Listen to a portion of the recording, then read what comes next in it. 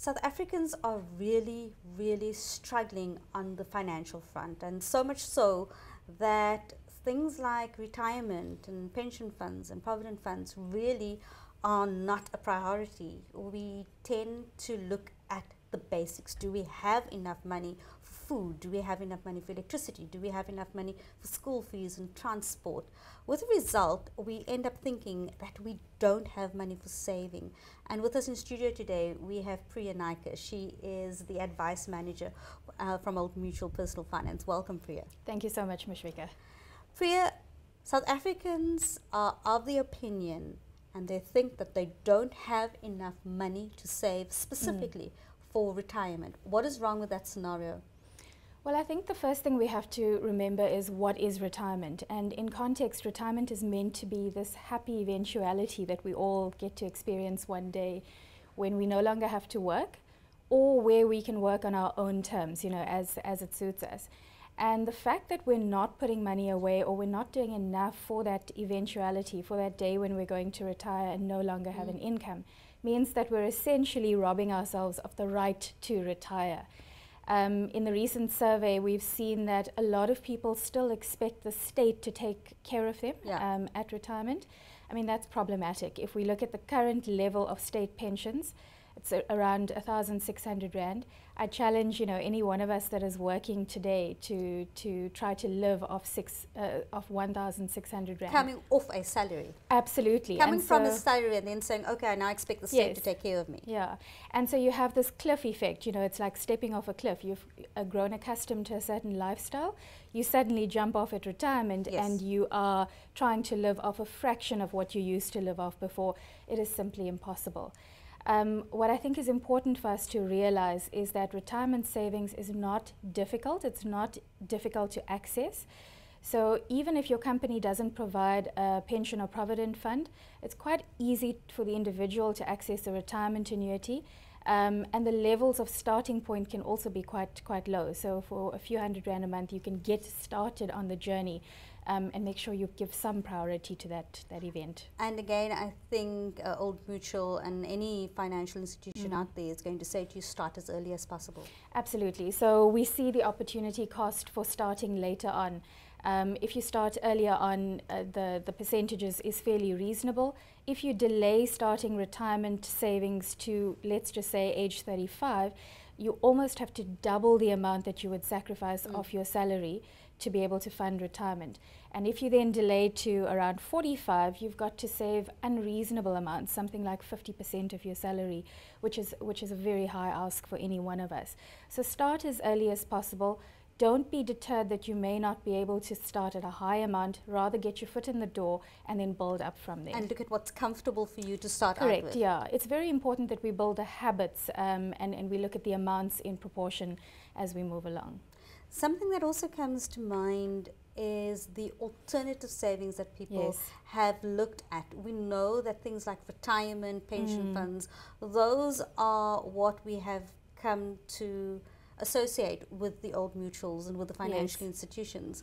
But things like informal savings in places like stokvels, in places like burial societies, grocery schemes, that is still very prevalent in society. Is there still a space for that in society, or have financial institutions bridged that gap, knowing that there are people who still want to have that flexibility with their money that they don't often see retirement savings or retirement annuities having? Yeah, so very good question. I think we've seen in the recent savings monitor as well that there is a high number of people that are still saving in informal vehicles like stokvels and that type of scenario. And I think with the dire need for savings culture to be improved, we are of the opinion that any type of savings is a step in the right direction. But we have to take a step back and ask why people went into these informal methods in the first place. And if you look at the traditional environment a few years ago, financial services didn't accommodate people who wanted flexibility, who wanted easy access to their money but still wanted maybe exposure to the market. So you almost had to save in a bank account if you wanted access, or save in this long-term fixed policies with penalties if you wanted access to the market. And the world has changed a lot since then. And so savings vehicles have changed. Absolutely. So you have a wealth of alternate options available to you now. There are flexible savings options where you can save at your own pace, stop when you want to, and there are no penalties involved. And then with the advent over the recent years of the tax-free savings accounts, it allows you to have exposure to the market whilst also having attractive tax benefits up to the annual and the lifetime limit. So there are a wealth of options available that allow this flexibility and access to your money as you need it in the short term as well. Now, it does also seem like the ordinary South African doesn't really know how to navigate these financial waters. We don't really know what is available to us. We don't really know what our options are.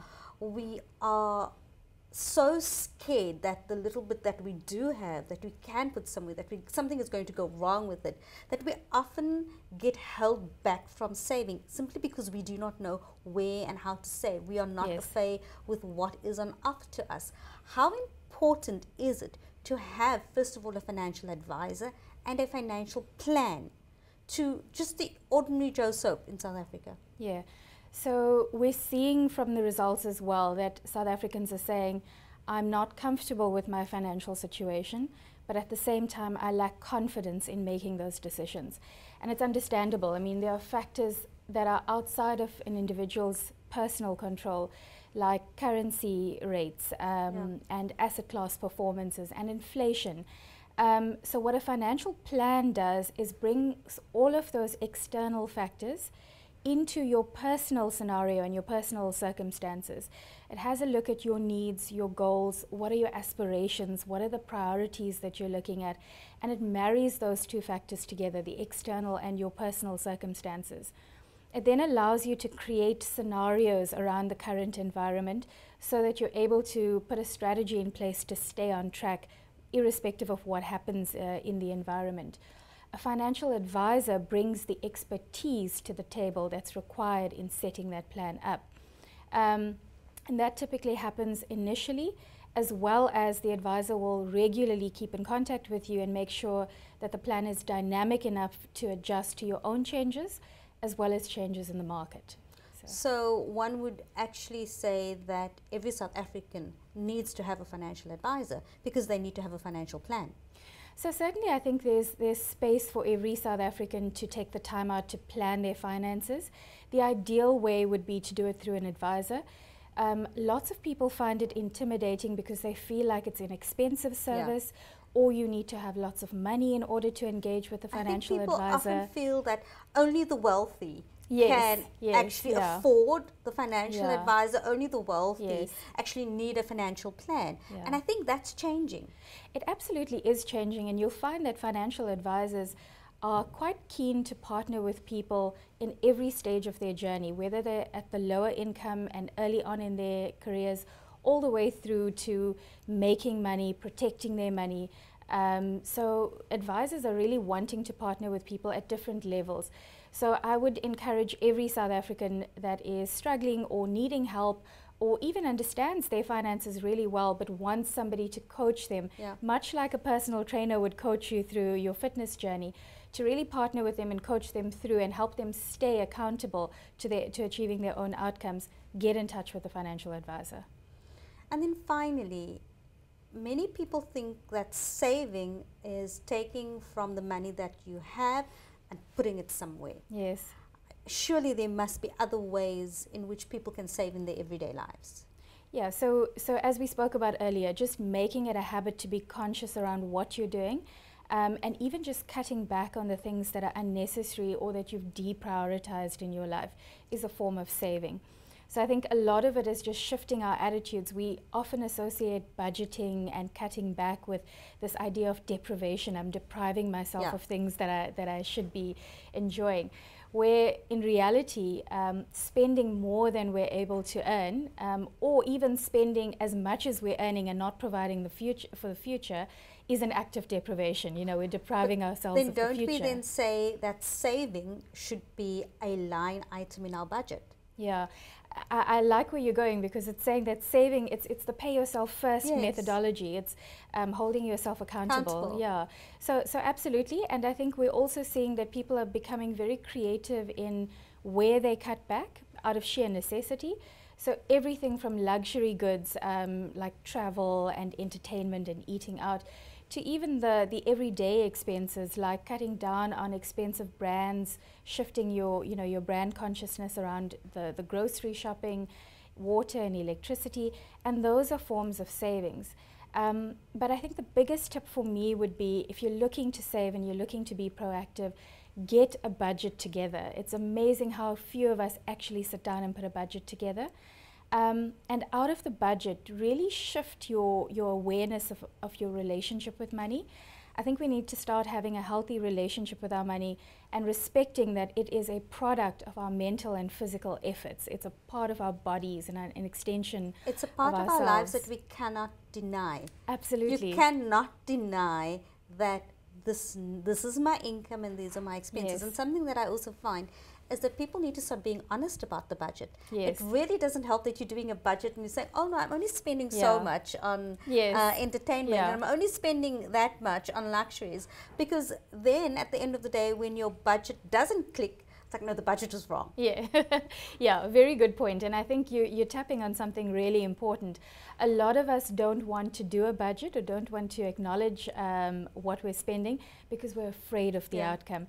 But the first step towards taking control of your finances is understanding what's going on in there. And knowing exactly where your money is going. Because once you know where your money is going, that's also motivation to move your money to where it should be. Yes, absolutely. And you'll find that you start being more conscious in your everyday interactions. So where you would have swiped a card before because it was easy and you're distanced from that relationship with your money, you now become a lot more conscious of it, and you will inevitably find creative ways of saving even more, things like how much you're spending on bank fees every month, the type of cell phone contract you have. Administration fees, insurances, duplication of insurances. Yeah, so often we think we don't have the money. The reality is that whilst we are stretched very thin, there are places that we're spending that aren't in line with where we really want to be spending, and we're reacting rather than actually consciously making a decision. So South Africans need to change their mindset with saving and knowing that it can be done. Yeah, absolutely. Knowing that it can be done, knowing that the advice and the help is there to make use of it, and to take the first step, however small it may be, take the first step and make it a habit in your life. And there we go, South Africa. Let's not be intimidated. Let's not be overwhelmed. Get to speak to somebody, get in touch with your money, get in touch with your finances, and start to save. We can do it.